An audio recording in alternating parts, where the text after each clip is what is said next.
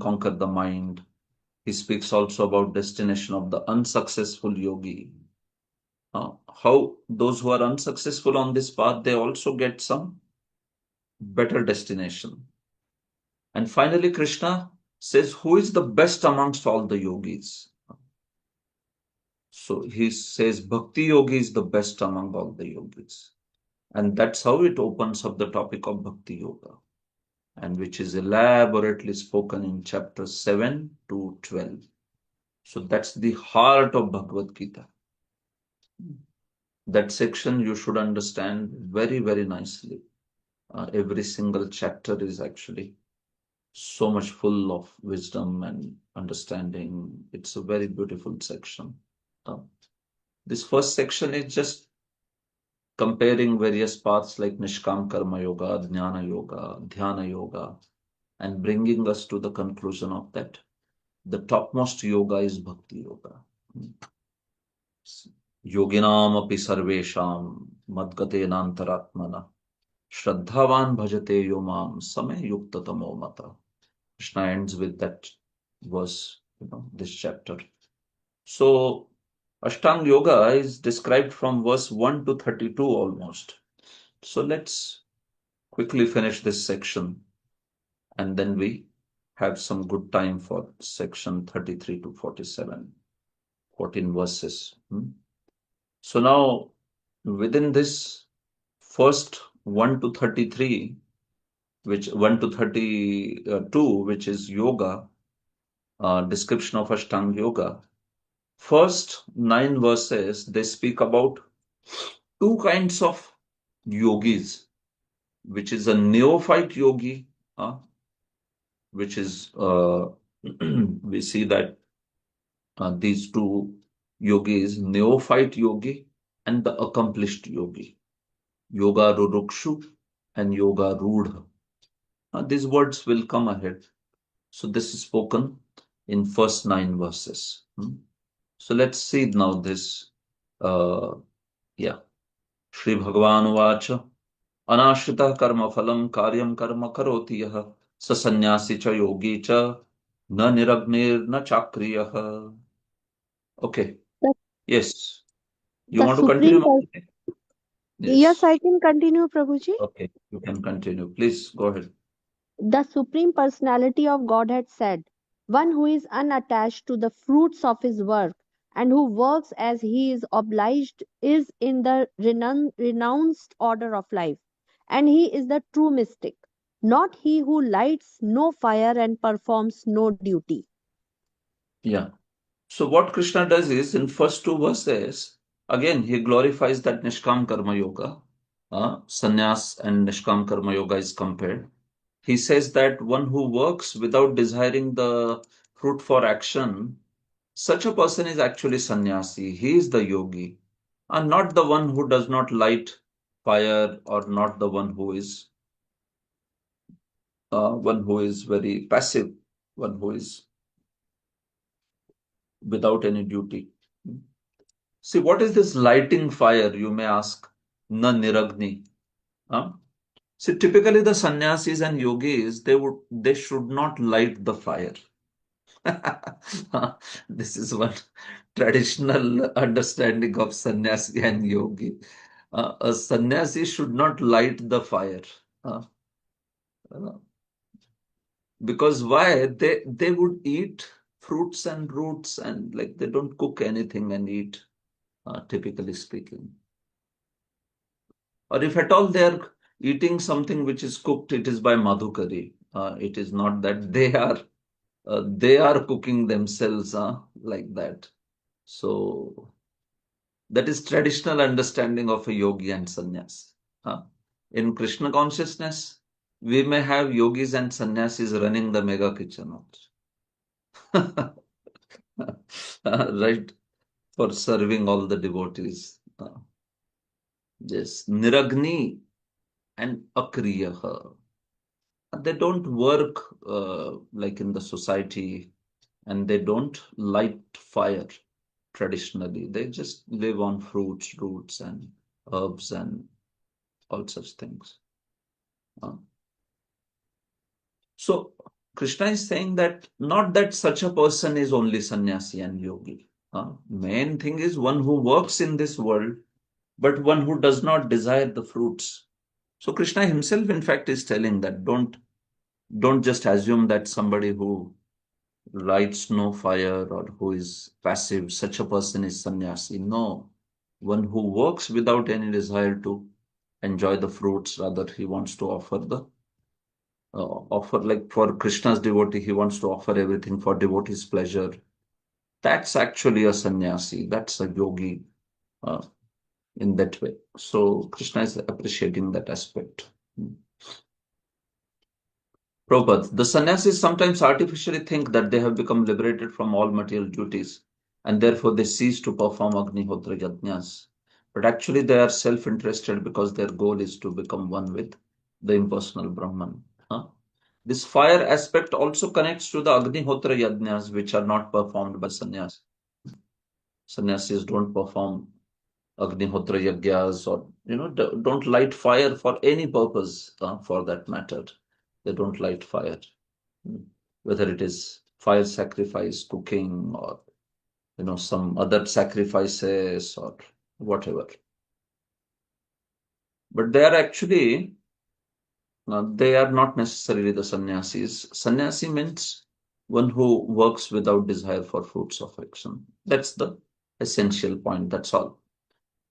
Yam sannyasam iti prahur yogam tam vidhi pandava nahi न ह्यसन्न्यस्त संकल्पो yogi bhavati kaschana. What is Yes. called renunciation, you should know to be the same as yoga, or linking oneself with the Supreme.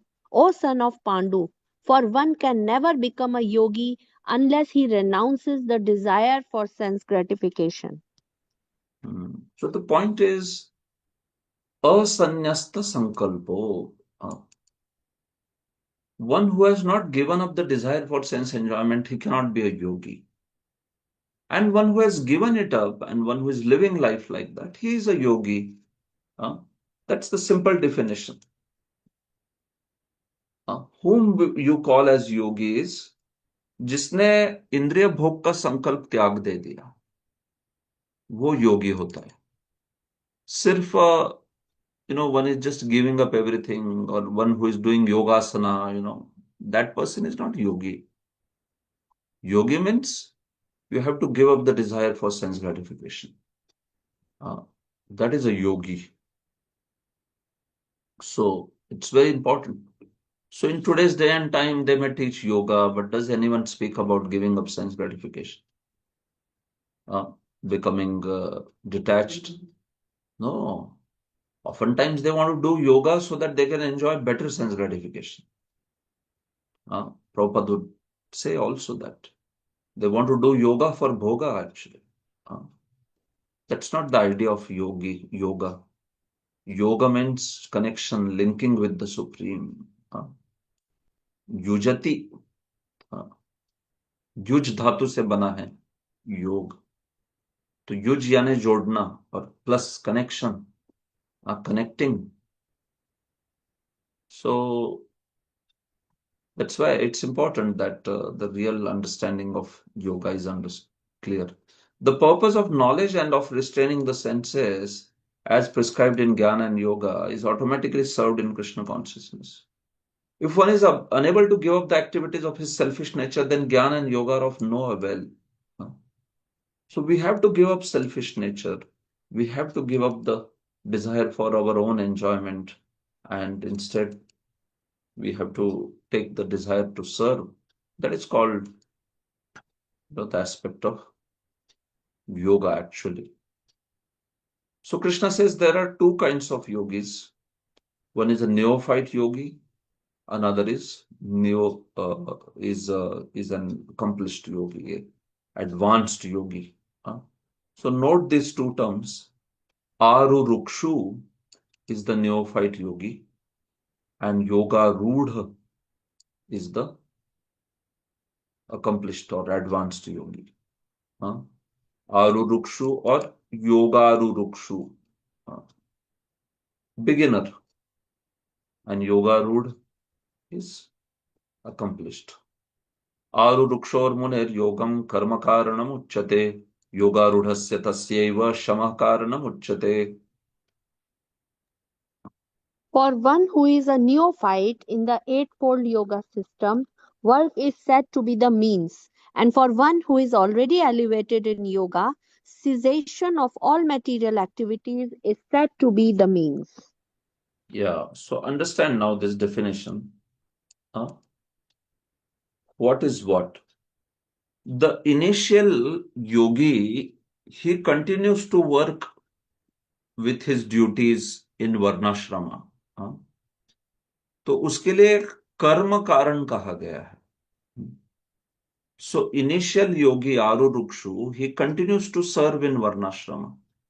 But one who is yoga ruled, advanced yogi, what is karana, what is the means for him, is the cessation of all material activities. So he gives up the varnashrama duties.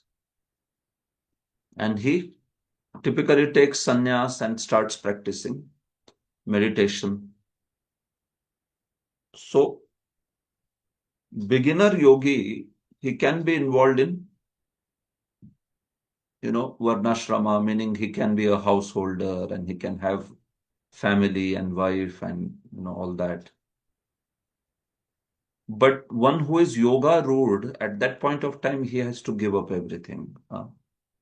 And he has to, typically go to a secluded place and then start this process of meditation on the Supreme. So, how it is done is usually first 4 stages. Who can tell first 4 stages of Ashtanga Yoga? Anyone? First 4 stages. Shri Padambuj Prabhu, yes? Prabhuji, it's Yama, Niyama, Asana, and Pranayama, Prabhuji. Yes, that is right. So it will come ahead, but yeah, you must have heard also these things. So I'm assuming you at least know the 8 stages. So it is right. Yama, Niyama, Asana, Pranayama. So typically Aru Rukshu, he is on these stages. Yama, Niyama, Asana, Pranayama. ये होता है. This is the beginner yogi. Aru Rukshu. These 4 stages are also called as Hatha Yoga. इसको हठ योग भी कहते हैं. क्योंकि इसमें जबरदस्ती हठ से मन और इंद्रियों पर नियंत्रण किया जाता है, इसलिए हठ योग. And then the next 4 stages, they belong to yoga ruled person. Especially 6th, 7th, 8th, these 3 stages. First 4 or 5, they will consider as beginner. But usually pratyahar onwards, you have to be a sannyasi. So that's why that is yoga ruled persons, field actually. So that's why you understand the way it is defined is the first one, beginner, he's still in karma. He can have family, he can work, he can be in varnashrama. But the next one is shama, which means there should be cessation of all material activities. Such a person should give up the family life, everything, and he should start cultivating the process of meditation. यदा हीनेन्द्रियार्थेषु न कर्मस्वनुषज्यते सर्व संकल्प संन्यासी योगारूढ़स्तदोच्यते. A person is said to be elevated in yoga when, having renounced all material desires, he neither acts for sense gratification nor engages in fruitive activities.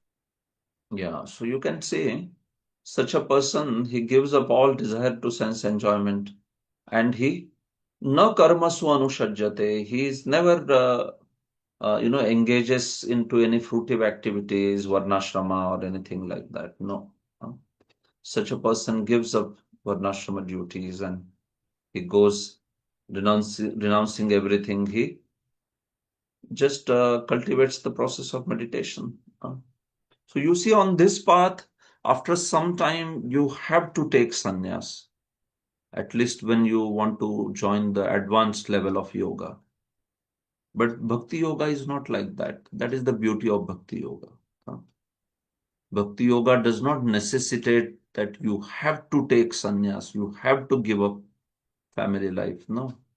If one is practicing very seriously, then, even both husband and wife, they can together practice and go back home back to college.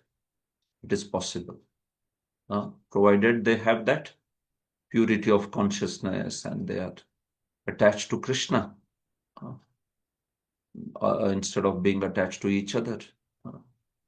So Krishna consciousness is very special. It does not depend upon ashram. It just depends upon how much are you attached to Krishna and how much you are detached from desire to enjoy the senses. This is the point. So that's the yogi. And on this path of yoga, the mind is the pivotal thing. So that's why Krishna in next few verses, he speaks about mind.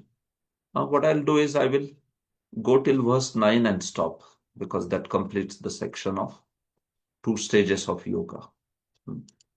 So just in case any of you need to go, you can go ahead. 3-4 more verses I will take. Uddharedatmanatmanam natmanam avasadayet atmaiva hyatmano bandhuratmaiva ripuratmanah. One must deliver himself with the help of his mind and not degrade himself. The mind is the friend of the conditioned soul and his enemy as well. Yeah, so on any path, the mind is the critical thing, right? You have to engage your mind and purify your mind nicely. So that's why Krishna is speaking about mind. In fact, on the path of yoga, very much, because if the mind is not pure, then the yogi will not be able to meditate. For the steady meditation, your mind has to be pure. Antakaran Shuddhi, it's called. So that's why Krishna begins with this topic that Uddharedatmanatmanam natmanam avasadayet. By the mind, one should deliver the soul, not degrade the soul. देखो आत्मा शब्द 2 बार आया है, लेकिन first atma means mind, second atma means soul. You can see atmana by the mind, atmanam the conditioned soul. So by mind one should not degrade the soul, but rather one should deliver the soul by engaging the mind.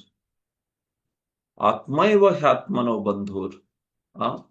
The mind is the friend of the soul, and mind is also the enemy. So we know this concept very much. The mind that is controlled is the friend of the soul. The mind which is uncontrolled is the greatest enemy of the soul. So this whole purpose of yoga system is to control the mind and draw it away from sense objects. So mana, ये देखो सारा मन का खेल है. आध्यात्मिक जीवन यानी आपका मन कहाँ है. शरीर इंद्रियां ये तो रह सकती है कोई जगह पे, लेकिन मन मन बहुत important.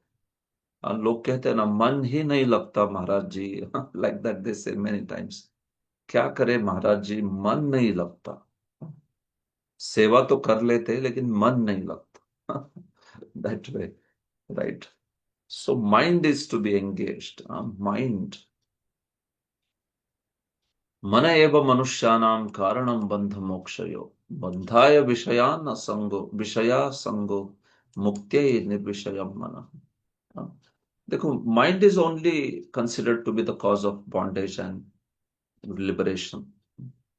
So Krishna tells in the next verse which mind is friend and which mind is enemy. बंधुरात्मात्मनस्त्स्य येनात्मैवात्मना जितः अनात्मनस्तु शत्रुत्वे वर्तयतात्मैव शत्रुवत्. For him who has conquered the mind is the best of friends. But for one who has failed to do so, his mind will remain the greatest enemy. That's the point. If you have controlled the mind, he is the greatest friend. If you have, uncontrolled mind, then it is the greatest enemy, isn't it? So that's why we have to work on engaging the mind and making him our friend. So that happens by engagement of bhakti, that happens by making intelligence very strong, that happens by, engaging our mind forcibly in chanting Hare Krishna. मननात् त्रायते इति मंत्र, मंत्र का वही अर्थ है वो, बार बार मनन से जब से वो तारण करेगा हमारा. But we also have to engage the mind forcibly in Krishna's service. We have to train the mind. No, I want to do this service. I want to please Krishna. I want to please his devotees. I want to follow the instruction of Guru. Then that mind will slowly, slowly become aligned. And once the mind becomes a friend, then it's very joyous process. Right? Like to some degree, our mind also is becoming a friend. We will not say that it is complete enemy, right? Like sometimes we may not be able to, suppose, do some service. So our heart, within our heart, we start feeling some pain that actually I should have done this service, but if I would have taken up little bit effort, I could have done it, but I said no to Prabhuji. Next time this service is asked, I will do. So what is happening? The mind is using. Little bit he is friendly, so that's why he's telling us, see, you should not have said no to the service. So somewhat it is friend, but a lot of it is still inimical, right? If some seva is nicely done and then that there is credit given to others, so immediately mind says, you see, these people are envious of you. They didn't give you any credit. They should have glorified you. Why they are glorifying other devotees? You are the one who did it. So this is mind, like that. So it keeps on giving continued inputs to us. Why is like this? Why is like that? I don't like this. I don't like that. I like this. I like that. Continuous commentary चलती रहती है उसकी, बंद ही नहीं होता. So we have to keep the intelligence very strong.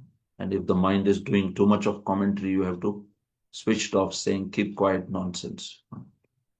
Let me appreciate the devotees. This way. So, yes, that's why the process of bhakti is there, to engage the mind. Dushtaman tumi kisera Vaishnava. Such Vaishnava songs are full of instruction to the mind, right? जितात्मना प्रशान्तस्य परमात्मा समाहितः शीतोष्ण सुख दुःखेषु तथा मानापमानयोः. For one who has conquered the mind, the super soul is already reached, for he has attained tranquility. To such a man, happiness and distress, heat and cold, honor and dishonor are all the same. So, in fact, conquering the mind is such an important thing that Prabhupada is saying that for somebody who has conquered the mind, practically, it's like Paramatma is already achieved, almost achieved, because when you conquer the mind, then you are almost there. So it's a very, very great stage to be able to conquer the mind. The mind must admit some superior direction and follow it. The effect of controlling the mind is that one automatically follows the dictation of Paramatma or Super Soul. So it is not that easy to control the mind and thus make it follow complete the dictation of the spiritual intelligence. Yes, but that's the process of yoga. That's the process of bhakti by which we can achieve this stage. ज्ञान विज्ञान तृप्तात्मा कूटस्थो विजितेन्द्रियः युक्त इत्युच्यते योगी समलोष्टाश्म काञ्चनः. A person is said to be established in self realization and is called a yogi or mystic when he is fully satisfied by virtue of acquired knowledge and realization. Such a person is situated in transcendence and is self controlled. He sees everything, whether it is pebbles, stones, or gold, as the same. And so these are the characteristics of the yoga rudha. So we see that such a person, he is very happy with knowledge and realization, and such a person, he sees the stones or the pebbles or the gold as equal. Equanimity again, that same level of equanimity, seeing everything equal. He does not value things at material level, but he values the spiritual spark in everything. So that's this. These are the characteristics of yoga rude person, one who is advanced. Initially, person will not be at this level, right? One may be very hankering for gold and such things, but later he becomes where he does not so much discriminate between material things. Book knowledge without realization of the supreme truth is useless. Prabhupada is speaking on that jnana vijnana triptatma. You should have jnana and you should also have vijnana. The realization is vijnana. Jnana is theoretical knowledge. So both are needed. Bhagavad Gita is the science of Krishna consciousness. No one can become Krishna conscious simply by mundane scholarship. Just by knowing things theoretically, you don't become a devotee, right? You don't become Krishna conscious. You have to have also practice the process and have realizations. Then you are a sincere sadhaka. That's the point. One more verse. Swirinmitrarvyudasina madhyastha bandhushu sadhushvapi cha papeshu samabuddhir vishishyate.